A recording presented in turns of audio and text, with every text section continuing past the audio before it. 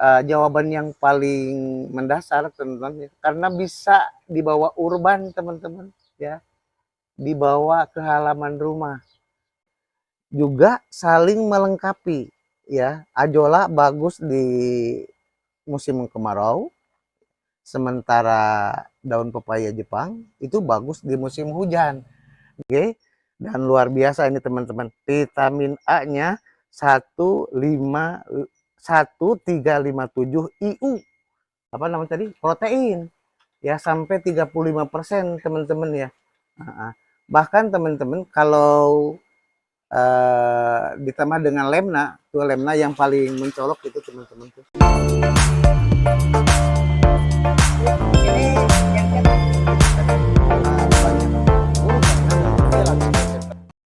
Assalamualaikum warahmatullahi wabarakatuh. Selamat pagi teman-teman. Jumpa kembali dengan channel Dandang Ali, channelnya tutorial motivasi dan inspirasi dari halaman rumah yang disulap jadi kolam ikan. Halaman rumah yang disulap jadi kolam ikan ya teman-teman ya. Di kesempatan video kali ini teman-teman, saya akan memberikan penjelasan detail tentang pepaya Jepang dan ajolla teman-teman ya. Permintaan dari subscriber ya, minta dijelaskan kenapa dan alasan apa pepaya Jepang dan juga ajolla untuk tanaman yang disiapkan untuk ikan nila organik teman-teman ya.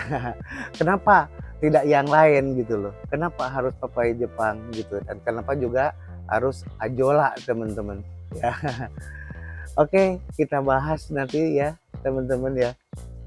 Mohon subscribe bagi yang belum, like, komen, serta lonceng notifikasi agar teman-teman bisa ngikuti video-video saya selanjutnya.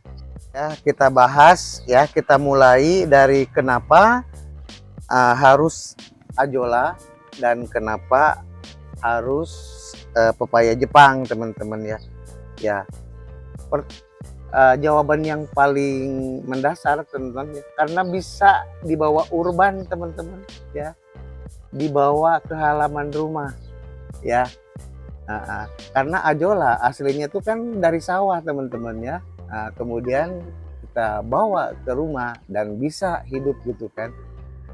Kemudian juga pepaya Jepang ya teman-teman, pepaya Jepang juga sama ya.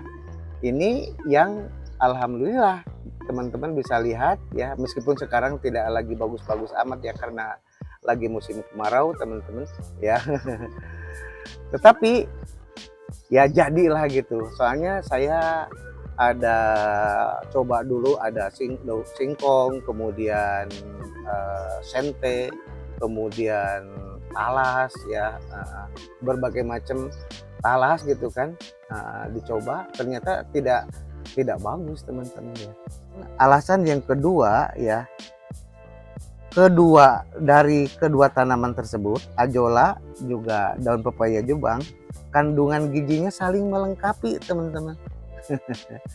Ya, nanti kita bahas kandungan dari ajolla perinciannya apa, kemudian dari pepaya Jepang juga perinciannya apa saja gitu kan. Dan itu tidak sama ya, masing-masing melengkapi untuk pertumbuhan ikan yang bagus, yang baik, yang membuat jadi gemuk, yang membuat jadi sehat teman-teman. Pertumbuhannya itu bagus ya, juga saling melengkapi ya. Ajolla bagus di musim kemarau, sementara daun pepaya Jepang itu bagus di musim hujan. Jadi saling melengkapi teman-teman.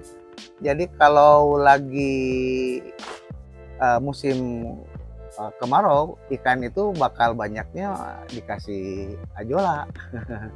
Kalau di musim hujan ya, secara otomatis yang akan banyak dikasih itu adalah pepaya Jepang teman-teman ya, begitu. Ya ya, sisanya talas tuh. Cuman ada 2 ya? Ya, sama ini tidak satu. berhasil teman-teman dibawa urban ke halaman rumah itu. Karena dia senengnya tempat yang dingin, lembab. Lembab, kayaknya memang harus di tempat yang lembab. Dia kan kering, nggak mau dia tuh.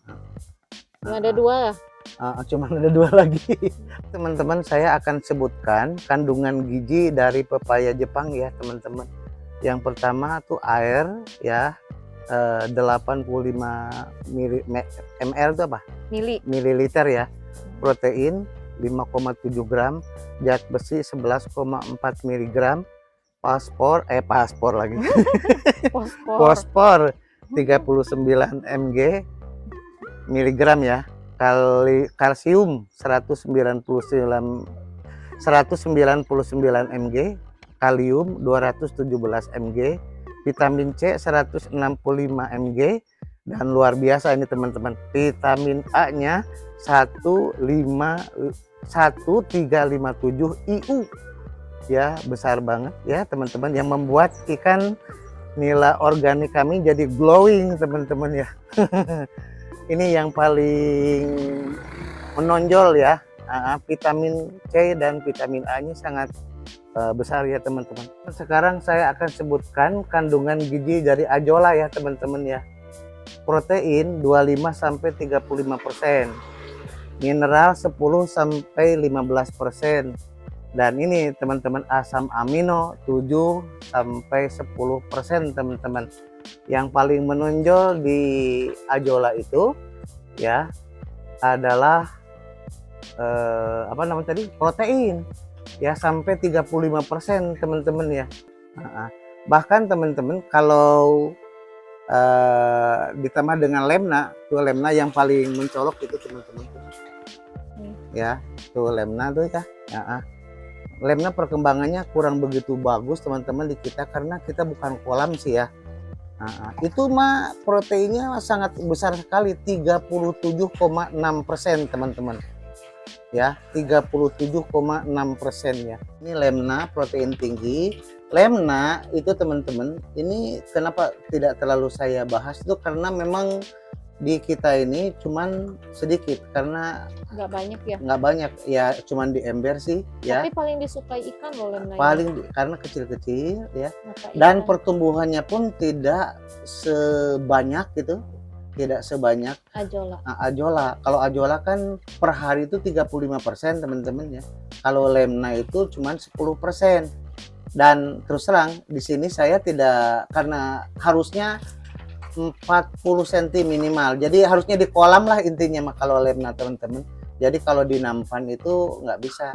Kalau ajola sebaliknya, kalau ajola itu kan 1 cm di atas lumpur, jadi memang cocok di nampan gitu ya. Kesimpulannya saling melengkapi antara ajola dengan daun pepaya Jepang teman-teman. Ajola bagus di musim kemarau, daun pepaya Jepang masuk di musim hujan. Jadi teman-teman kalau di musim kemarau ya, kita akan banyak kasih ajola ke ikan. Nah sementara di musim penghujan ya, banyak kita akan kasih itu daun pepaya Jepang ke ikan gitu loh teman-teman. Jadi saling melengkapi keberadaannya teman-teman ya. Jadi dua-duanya kita harus tanam teman-teman, dan pasti ditanam di halaman rumah itu bisa, artinya di urban gitu teman-teman, dari sawah ini, dari kebun dibawa ke halaman rumah. Semoga menginspirasi teman-teman. Mohon subscribe bagi yang belum, like, komen, serta lonceng notifikasi agar teman-teman bisa mengikuti video-video saya selanjutnya. Terima kasih telah menonton. Assalamualaikum warahmatullahi wabarakatuh.